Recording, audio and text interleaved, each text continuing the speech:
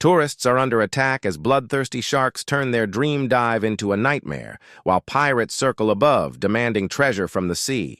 It's chaos below and greed above. Who'll survive this wild ocean showdown? The film begins with the man and his daughter having fun together in the ocean. Suddenly, the daughter feels like her dad is kicking her, but he's not. Both of them sense something strange underwater. The man quickly pushes his daughter towards their boat, trying to get her to safety. Her mother pulls her out of the ocean while the father is dragged underwater by a giant shark. The ocean fills with Ed's screams and blood as the shark brutally attacks him. Despite his desperate attempts to escape, Ed fails to break free. His wife, Nancy, and daughter scream for him as Ed struggles to swim towards them, his hand covered in blood. The daughter tries to reach out to her father, but they're unable to save him. Cassidy wakes up from a nightmare about her father's horrific death and takes her supplements. Then Gregg also wakes up. After getting ready, they head to London to celebrate their anniversary with a sea visit and diving. There they have breakfast and meet Boat Captain Benz and their friends. After exchanging pleasantries, they board the ship, where they meet Kai before the ship sets sail. During the sea journey, Cassidy reminisces about her childhood. She recalls standing by the sea where behind her grandfather, Seamus, warning a group of visitors about the dangers of the area. He cautions them to respect the marine ecosystem and not consider it their own kingdom, emphasizing the need for caution to avoid accidents. After the flashback, Cassidy meets her grandfather, who affectionately calls her Peanut. As Nancy had informed Grandpa that Cassidy was still having nightmares about her father's death. It's no wonder the young girl couldn't forget the horrific way her father died. Grandpa tries to comfort her. On the ship, Benz listens to the news on the radio. Meanwhile, on another boat, a man examines the ocean through binoculars, reporting his findings to his boss, Jordan. Elsewhere, a suspicious group on another boat arms themselves, discussing an underwater shipment. They notice Jordan's boat approaching. The group prepares to defend themselves, but Jordan offers to buy brown sugar, a euphemism for drugs, from them. The group tries to flee, but Jordan orders his men to open fire, killing them. He then retrieves their boat's tracker. On the ship, Cassidy's grandfather tries to make a video call to comfort her before they go out of range. However, his phone's battery dies. Ironically, the grandfather who was trying to reassure his Peanut is now worried himself. But Nancy calms him down, reminding him that Cassidy is with her husband and is no longer a child. Meanwhile, on the ship, Cassidy stands lost in thought, gazing at the sea waves. Gregg joins her and takes her aside. When Cassidy notices the shark cage, she panics, recalling her earlier assurance that there would be nothing shark-related on the trip. Cassidy argues with Gregg, but Benz intervenes, calming Cassidy down by explaining that the cage is only to down divers to explore into the ocean and make extra money. On the ship, Cassidy recalls her grandfather's advice when she was a child, haunted by nightmares about ocean monsters. These fears made her afraid of swimming, but her grandpa encouraged her. Remembering his words, Cassidy feels motivated and decides to go diving with Gregg, an experienced gold diver. The question remains, will Cassidy overcome her fears and succeed in diving, or will she succumb to her phobia and suffer an accident? Cassidy, Gregg, Pierre, and Itzara prepare for diving. They happily dive into the ocean together. Cassidy and Gregg explore a sunken ship and find gold coins. Meanwhile, Pierre and Itzara swim nearby and notice a shark approaching. They quickly hide in the ship, but the shark can't follow. When the shark leaves, Pierre and Itzara exit the ship and try to swim away, but the shark returns, heading straight for them. If I were in their place, I wouldn't have left the ship until the shark was far away. But Pierre and Itzara foolishly exited the ship, inviting death. The shark swiftly attacks, biting Pierre's arm with its teeth. Pierre screams, trying to free himself, but his blood spills into the ocean. The shark injures Pierre and flees after hearing everyone's screams. Cassidy and Gregg rush to their aid. Pierre's blood is spreading, changing the ocean's color. The shark roams freely in its kingdom. Everyone works together to pull Pierre out of the ocean and onto the ship. They examine Pierre, finding him in critical condition with a severed arm and vomiting blood. Itzara sits beside him, crying. Kai sees a ship approaching and informs Benz. Jordan arrives on his ship, and Benz tells him about Pierre. Jordan then boards Benz's ship with permission and introduces his crew to everyone. After the introductions, Jordan checks on Pierre, who is taking his last breaths. Jordan expresses concern about the shark but denies that a white breed shark could be present in the ocean, citing its migratory pattern and preference for warm circumstances. He shows off his pendant as proof that he is a survivor and capable of anything.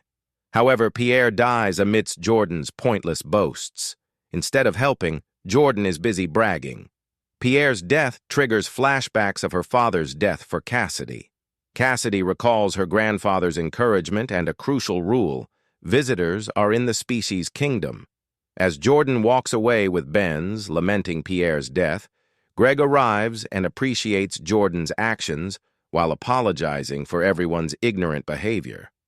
Jordan engages them in conversation, as he noticed that they were all trying to get away from them in an awful big hurry. Benz defends their actions, saying they were only trying to save their friend's life.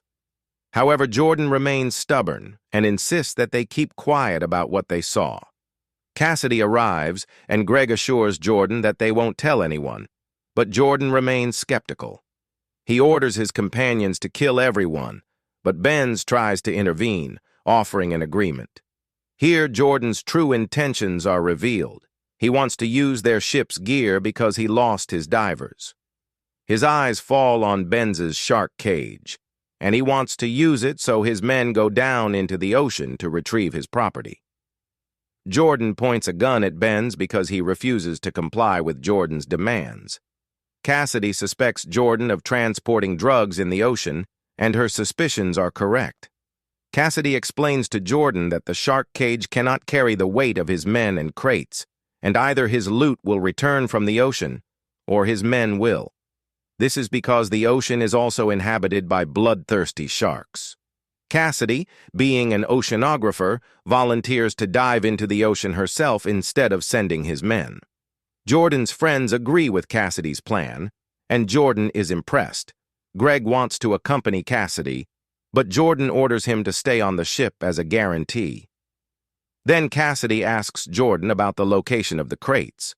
Jordan is impressed by Cassidy's knowledge, which she gained from her grandfather's advice and encouragement, inspiring her to become a marine biologist.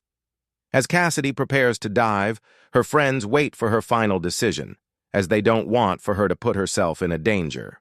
Cassidy is caught between her fear of the ocean and her determination to save her friends from Jordan. Will Cassidy succeed in her mission, or will she become the shark's victim?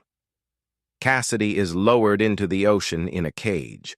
Upon reaching the bottom, she recalls her grandfather's encouragement to explore and understand the ocean's kingdom, to make it her own by working hard and being passionate. A couple of sharks start circling the cage, causing Cassidy to panic, but she remains still. However, the sharks soon swim away, and Cassidy quietly exits the cage. Gregg, who is on the ship, hands Kai coins, which he found from the ocean. Everyone looks on anxiously for Cassidy, worried because sharks are lurking in the water in front of them. Gregg wants to pull Cassidy out of the ocean, but Jordan says Cassidy must retrieve his drugs first, or she won't be allowed back. After exiting the cage, Cassidy starts tying the crates together with a rope. The sharks notice her movements and swim towards her. A shark rapidly approaches Cassidy, and she quickly runs back to the cage. The sharks attack the cage, causing the pulley system to shake violently, alarming everyone. Benz and Gregg anxiously start pulling the cage up, while Jordan tries to stop them, but Benz ignores him. The bloodthirsty sharks continuously attack the cage, trying to reach Cassidy.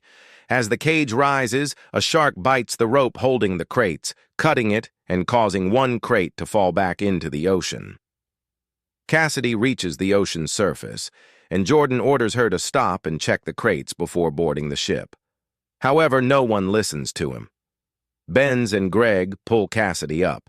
Jordan instructs Chasen to check the crates and discovers that only 3 are present. 1 is missing. Jordan points his gun at Cassidy, and Chasen's screams are heard from the ocean as he becomes a shark's victim. Everyone tries to save him, but Jordan pushes Gregg into the ocean and starts firing. Cassidy screams as Gregg swims in the ocean. On the other hand, water turns red with Chasen's blood. Cassidy tries to save everyone by convincing Jordan that there are more valuable treasures underwater than his drugs. An argument ensues between Jordan and Itsara, and Jordan orders Itsara to join Cassidy in the ocean to collect coins. Meanwhile, Gregg swims to a nearby boat and finds a wireless phone. He uses it to appeal for help. Cassidy sneaks into Jordan's room on the ship and confronts him. She discovers that Jordan is a former Navy SEAL who was discharged after being caught smuggling. He then started his current operation. During their conversation, Lee informs Jordan that a boat is approaching the ship. Jordan investigates and finds that it's a Coast Guard vessel. When the team arrives and starts questioning Jordan, he denies any involvement in diving operations and pretends to be a couple with Cassidy to avoid suspicion. However, when the team asks to see their licenses, Jordan becomes violent and orders his men to kill the entire team. During this chaos, a stray bullet hits Kai and his friends start examining him. Smoke starts billowing from Jordan's ship. Meanwhile, Gregg starts the boat's engine and begins to approach. Cassidy and Itsara prepare to dive into the ocean, while Benz desperately tries to save his friend Kai. Jordan walks up to Kai and shoots him. In response, Benz attacks Jordan and tries to escape, but Jordan shoots him too. Benz tries to save himself by running, but one of Jordan's men chases him. Benz hides and kills the man with a spear, causing him to fall into the ocean, where he becomes shark bait and is quickly devoured. On the other side, Cassidy tries to calm down Itsara, but she doesn't listen and, despite Cassidy's warnings, swims deeper into the ocean, putting herself in harm's way and becoming victim for the sharks. Jordan catches up to Benz and shoots him again, this time in the stomach. Cassidy continuously tries to stop Itsara, but she doesn't listen, and the sharks reach her, devouring her in an instant. The sharks are still bloodthirsty in the ocean. Cassidy swims deeper into the ocean, and a shark approaches her. She remembers her grandfather teaching her to face her fears, confront them, and figure out how to stop the monster. Cassidy removes her goggles and lip tie, looks directly at the shark, and starts swimming towards it. She recalls reaching out for her father's help when he was about to drown, and remembers her grandfather's advice. The ocean is a dangerous wonder. That kingdom is your kingdom too.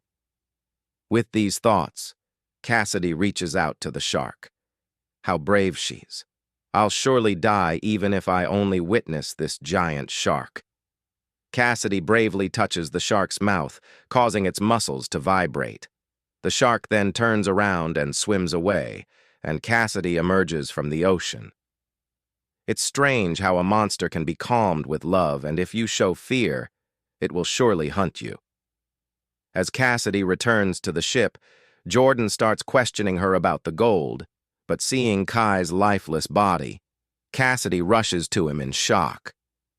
On the other side, Gregg reaches his boat near the ship, grabs a gun, and swims towards Jordan's ship.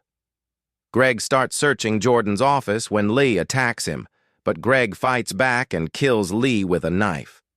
Then Gregg grabs the gun and heads towards Cassidy, where Jordan is holding her at gunpoint, thinking she lied to him about gold. Gregg orders Jordan to drop his gun, and Jordan, laughing, complies. Jordan is shocked to see Gregg alive and, caught up in his emotions, punches Gregg. Cassidy immediately attacks Jordan, but he picks her up and throws her aside. Then Cassidy quickly grabs Jordan's gun and shoots him. In a final act of defiance, Jordan summons the strength to light a cigarette, savoring the fleeting moment before his impending demise. Cassidy shoots him again, and he falls directly into the ocean, feeling the fear of death. Just then, sharks arrive and attack him, and he screams in agony as he meets his demise, getting what he deserved. The ocean fills with his screams and blood. Jordan's ship continues to engulf in flames as Gregg quickly escapes with Cassidy on their own ship. Meanwhile, Benz has managed to stabilize his bullet wound and is recovering. Gregg navigates the ship, heading back to land with Benz and Cassidy on board. In this critical situation, Benz recalls what he heard, that the original plan was to dive for gold in the ocean. Gregg and Cassidy exchange knowing smiles, as their priority now is to save Benz's life and get him medical attention as soon as possible. Gregg promises Cassidy that she'll stay away from boats from now on. 2 weeks later, Cassidy happily visits her grandfather by the seaside, having overcome her fears. With this, the film comes to an end. If you like this movie, then don't forget to subscribe to the channel.